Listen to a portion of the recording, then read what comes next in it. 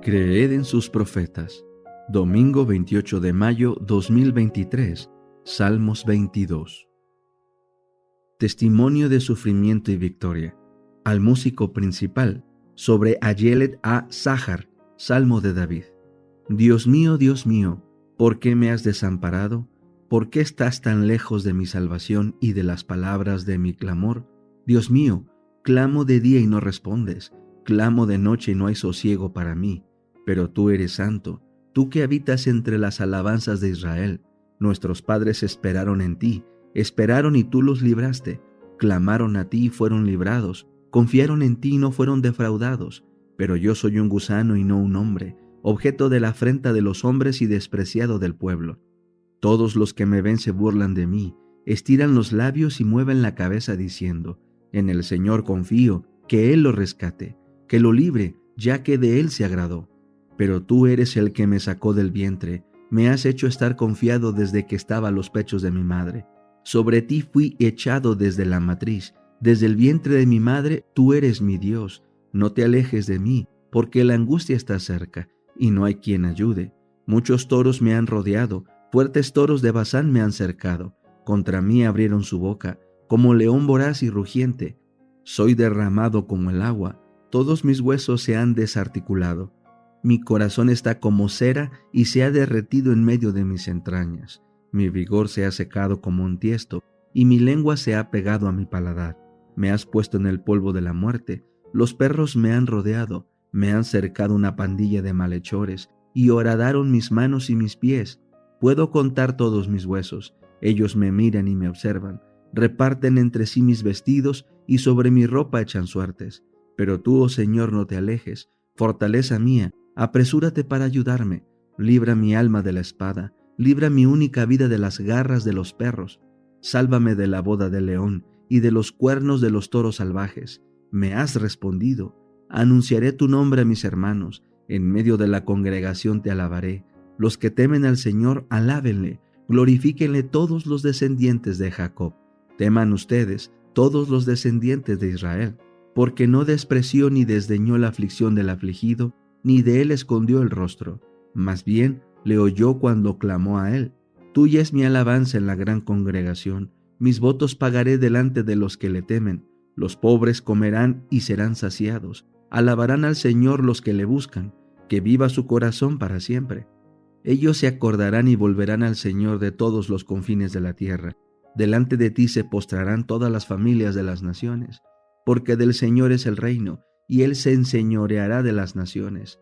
Ciertamente ante Él se postrarán todos los ricos de la tierra, se doblegarán ante Él todos los que descienden al polvo, los que no pueden conservar la vida su propia alma. La posteridad le servirá, esto le será referido al Señor por generaciones. Vendrán y anunciarán su justicia a un pueblo que ha de nacer. Él hizo esto.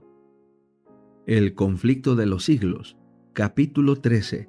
El despertar de España. Los comienzos del siglo XVI coinciden con el periodo heroico de la historia de España, el periodo de la victoria final sobre los moros y de la romántica conquista de un nuevo mundo, periodo en que el entusiasmo religioso y militar elevó el carácter nacional de un modo extraordinario. Tanto en la guerra como en la diplomacia y en el arte de gobernar se reconocía y temía la preeminencia de los españoles. A fines del siglo XV, Colón había descubierto y reunido a la corona de España territorios dilatadísimos y fabulosamente ricos. En los primeros años del siglo XVI fue cuando el primer europeo vio el Océano Pacífico. Y mientras se colocaba en Aquisgrán la corona de Carlomagno y Barbarroja sobre la cabeza de Carlos V, Magallanes llevaba a cabo el gran viaje que había de tener por resultado la circunnavegación del globo, y Cortés hallábase empeñado en la ardua conquista de México. 20 años después, Pizarro había llevado a feliz término la conquista del Perú. Carlos V ascendió al trono como soberano de España y Nápoles, de los Países Bajos, de Alemania y Austria, en tiempo en que Alemania se encontraba en un estado de agitación sin precedente. Con la invención de la imprenta, se difundió la Biblia por los hogares del pueblo, y como muchos aprendieran a leer para sí la palabra de Dios, la luz de la verdad disipó las tinieblas de la superstición como por obra de una nueva revelación. Era evidente que había habido un alejamiento de las enseñanzas de los fundadores de la iglesia primitiva, tal cual se hallaban relatadas en el Nuevo Testamento. Entre las órdenes monásticas, la vida conventual habíase corrompido al extremo de que los monjes más virtuosos no podían ya soportarla. Otras muchas personas relacionadas con la iglesia se asemejaban muy poco a Jesús y a sus apóstoles. Los católicos sinceros que amaban y honraban la antigua religión se horrorizaban ante el espectáculo que se les ofrecía por doquiera. Entre todas las clases sociales se notaba una viva percepción de las corrupciones que se habían introducido en la iglesia y un profundo y general anhelo por la reforma. Deseosos de respirar un ambiente más sano, surgieron por todas partes evangelistas inspirados por una doctrina más pura. Muchos católicos cristianos nobles y serios, entre los que se contaban no pocos del clero español e italiano, se unieron a dicho movimiento, que rápidamente iba extendiéndose por Alemania y Francia. Como lo declaró el sabio arzobispo de Toledo, Bartolomé de Carranza, en sus comentarios del Catecismo, en aquellos piadosos prelados querían ver revivir en su sencillez y pureza el antiguo espíritu de nuestros antepasados y de la iglesia primitiva. El clero de España era competente para tomar parte directiva en este retorno al cristianismo primitivo. Siempre amante de la libertad, el pueblo español durante los primeros siglos de la era cristiana se había negado resueltamente a reconocer la supremacía de los obispos de Roma, y solo después de transcurridos 8 siglos le reconocieron al fin a Roma el derecho de entremeterse con autoridad en sus asuntos internos. Fue precisamente con el fin de aniquilar ese espíritu de libertad, característico del pueblo español, hasta en los siglos posteriores en que había reconocido ya la supremacía papal, con el que, en 1483, Fernando e Isabel, en hora fatal para España, permitieron el establecimiento de la Inquisición como tribunal permanente en Castilla y su restablecimiento en Aragón, con Tomás de Torquemada como inquisidor general. Durante el reinado de Carlos V, la represión de las libertades del pueblo, que ya había ido tan lejos en tiempo de su abuelo y que su hijo iba a reducir a sistema, siguió desenfrenadamente, no obstante las apelaciones de las Cortes. Todas las artes de su famoso ministro, el cardenal Ximénez, fueron requeridas para impedir un rompimiento manifiesto. Al principio del reinado del monarca, 1520, las ciudades de Castilla se vieron impulsadas a sublevarse para conservar sus antiguas libertades. Solo a duras penas logró sofocarse la insurrección.